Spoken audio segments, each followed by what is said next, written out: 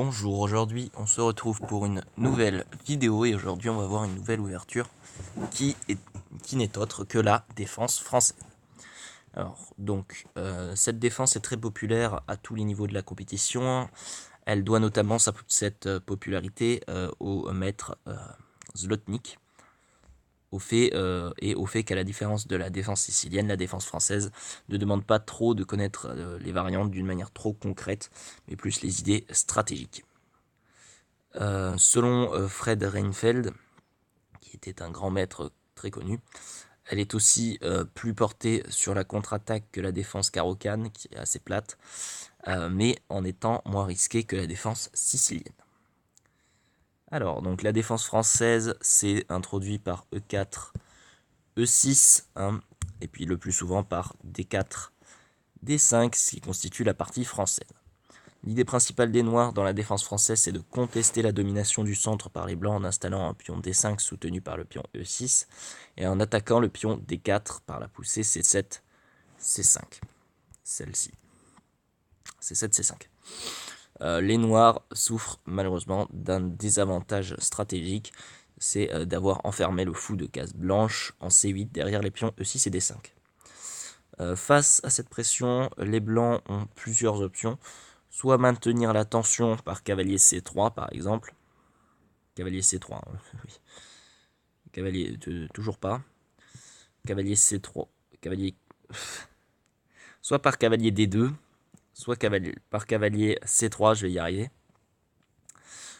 Soit de pousser le pion en E5, en D4 en E5, c'est la variante d'avance. Soit d'échanger, c'est la variante d'échange. Voilà. Cette défense, elle était connue depuis la Renaissance, mais elle est dénommée ainsi en souvenir du match de 1834 entre le Westminster Club de Londres et le Cercle parisien de la Régence, où à la première partie, les Anglais ouvrirent par E4 et les Français répondirent par un coup inhabituel à l'époque qui était E6. La partie a été gagnée par une variante d'échange par les Noirs en 30 coups. Alors, on revient au début, voilà. Donc la partie française est subdivisée en nombreuses variantes, parmi lesquelles la variante Tarrasch. Hop, on revient. Celle-là, donc la variante Tarrasch, qui est cavalier D2, donc celle-ci. Ou la variante Winawer, qui est cavalier C3. Et après, fou B4. Fou B4. Voilà. La variante classique, la variante d'avance, donc je l'ai montré, la variante d'avance ou la variante d'échange. Alors, nous, on va voir la variante Tarrasch. Donc c'est E4, E6, D4, D5, cavalier D2. Attendez, hop. Je vais peut-être vous montrer les cases. Hop, coordonnées, voilà. Hop, voilà. Comme ça, c'est mieux. Donc, cavalier D2. Alors, la variante porte le nom de Siegbert Tarrasch et elle évite la complication de la variante Winawer qu'on va voir juste après. Et ce fut une des armes préférées du champion du monde Anatoly Karpov, qui est très très connu. Alors, donc là, les Noirs ont 4 possibilités. Soit jouer C5, qui est la Tarrasch ouverte, soit jouer cavalier cavalier F6, qui est la variante un peu cavalier F6, voilà, qui est la Tarrasch fermée. Soit jouer D-prend E4, qui est une de mes variantes préférées, qui est la variante Rubinstein. Soit on peut jouer fou E7 aussi, c'est possible. Fou E7, mais c'est Morozevich. Mais c'est bof. Il y a aussi cavalier C6 qui est possible. Hop, cavalier C6 est possible aussi. Mais bon, c'est pas exceptionnel non plus. Alors, nous, on va voir tout simplement le coup des rangs E4, qui est la variante Rubinstein, qui est ma variante préférée, celle que j'utilise si je joue les noirs. Alors, donc, elle a une réputation assez solide, hein, c'est très solide comme défense, mais c'est plutôt passif. Hein, et elle est souvent utilisée en vue d'obtenir une partie nulle. Donc si vous êtes contre quelqu'un plus fort que vous, c'est bien d'utiliser cette tactique-là, puisqu'elle va vous permettre d'obtenir assez facilement la nulle. Enfin, assez facilement, tout est relatif. Hein. Si personne n'est vraiment plus forte que vous, ça va être difficile. Enfin bon.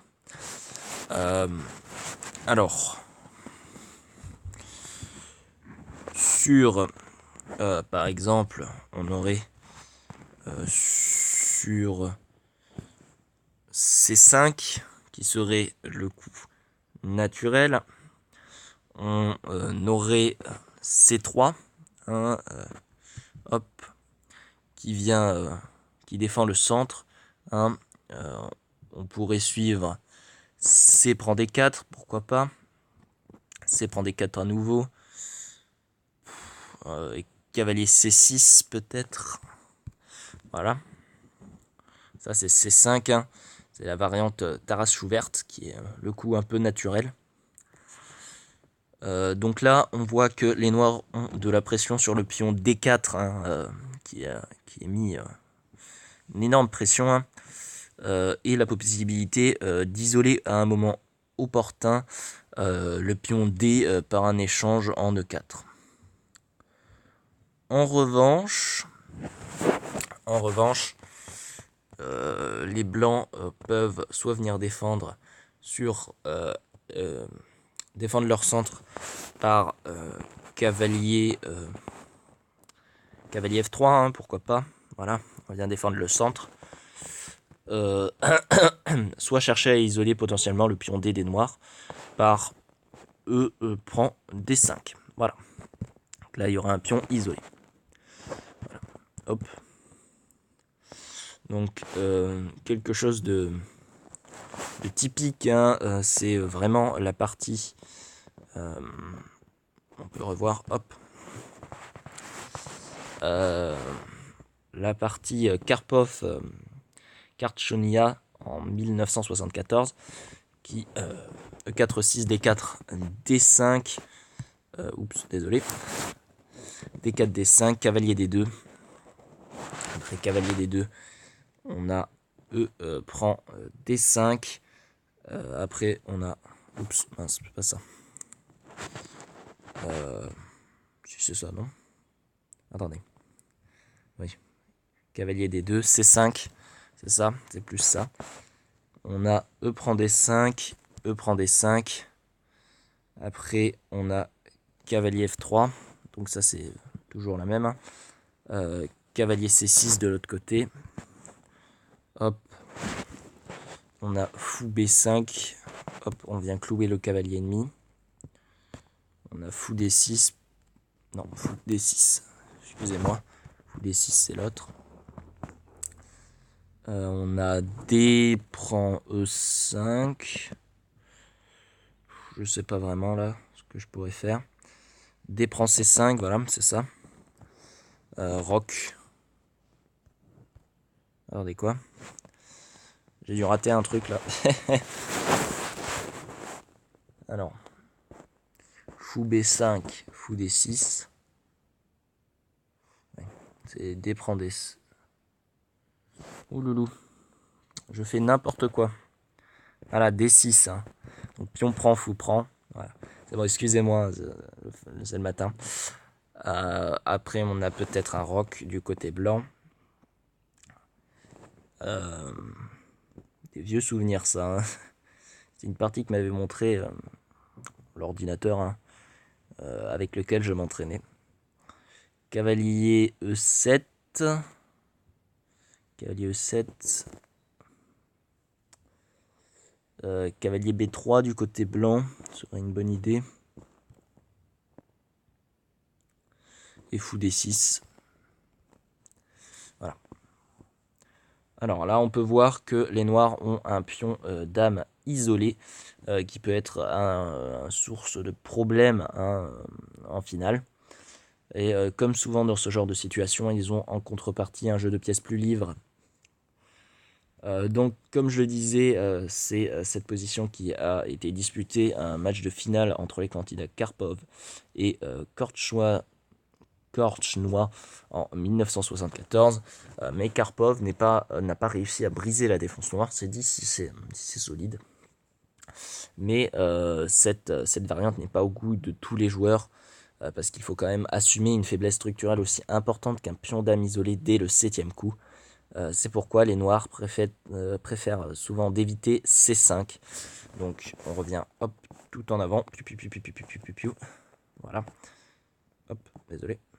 C'est pourquoi donc les noirs, on évite C5 hein, et on préfère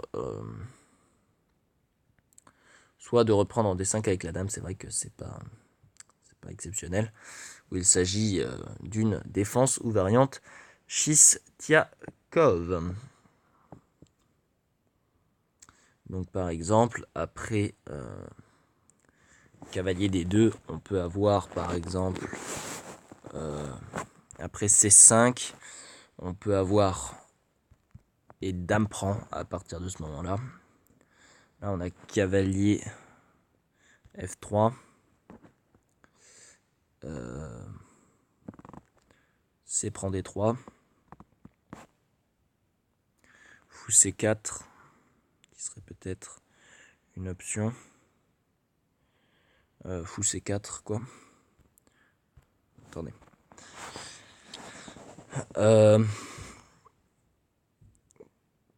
C prend D4. Et jusque là j'ai suivi.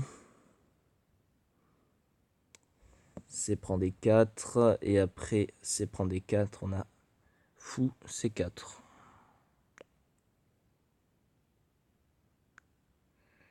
Quoi? Attendez.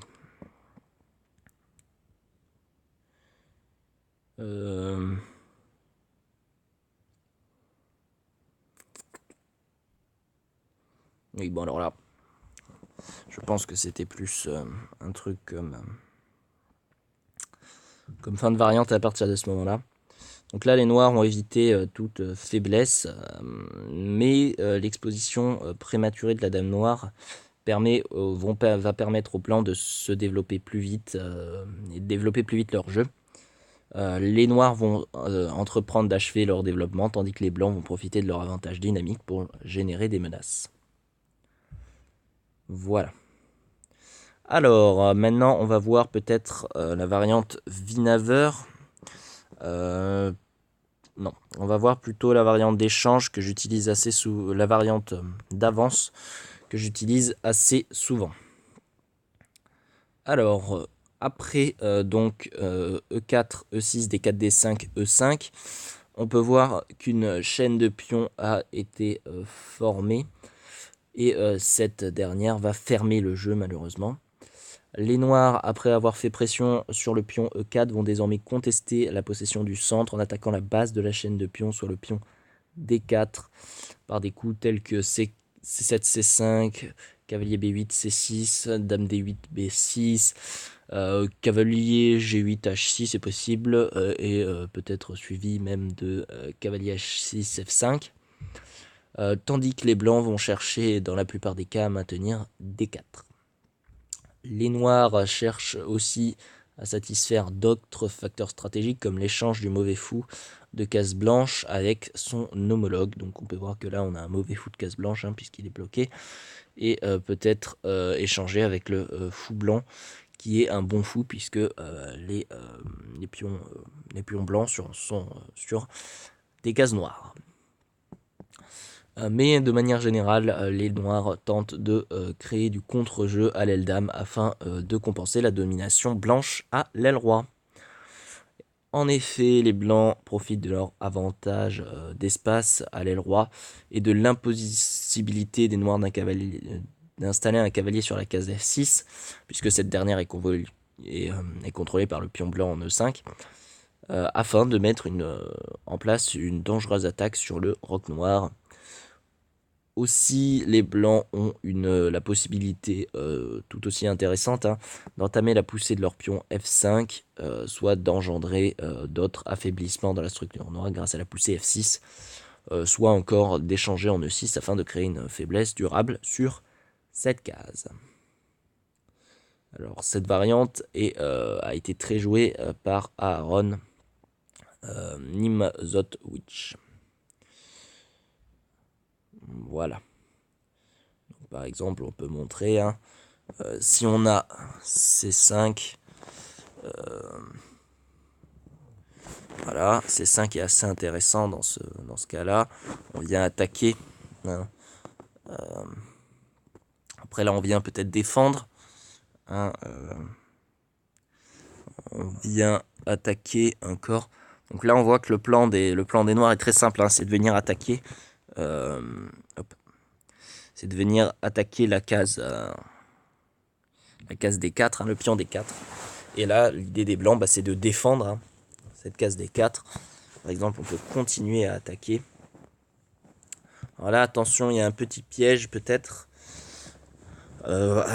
Suivi de fou D3, puisque si on a l'échange de toutes les pièces, hop, eh bien, on va avoir un problème.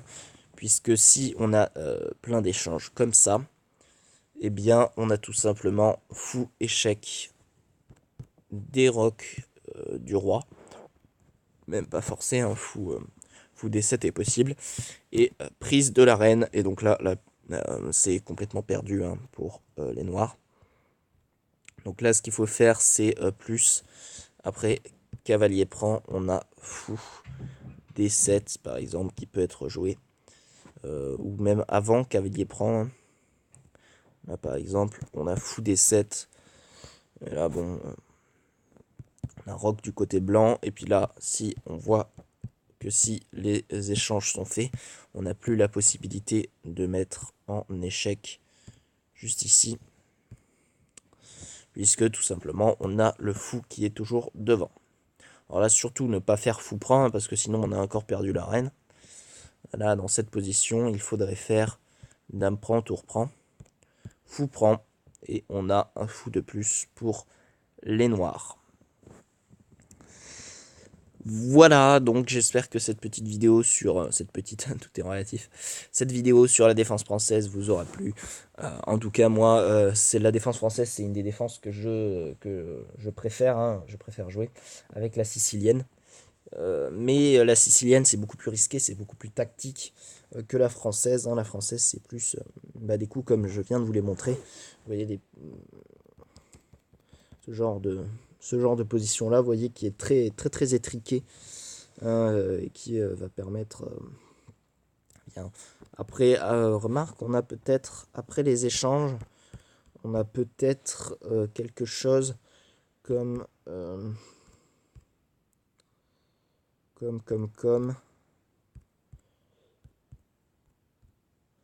voilà, après ça, peut-être, au lieu de fou prend, on peut peut-être avoir grand roc. Fou prend, voilà. C'est moins intéressant, mais d'un autre côté, on a activé la tour. Même si le roi est plus trop protégé, du coup. C'est mieux de faire ça. Voilà. Voilà. Allez, on se retrouve donc du coup la prochaine fois, peut-être pour voir la sicilienne.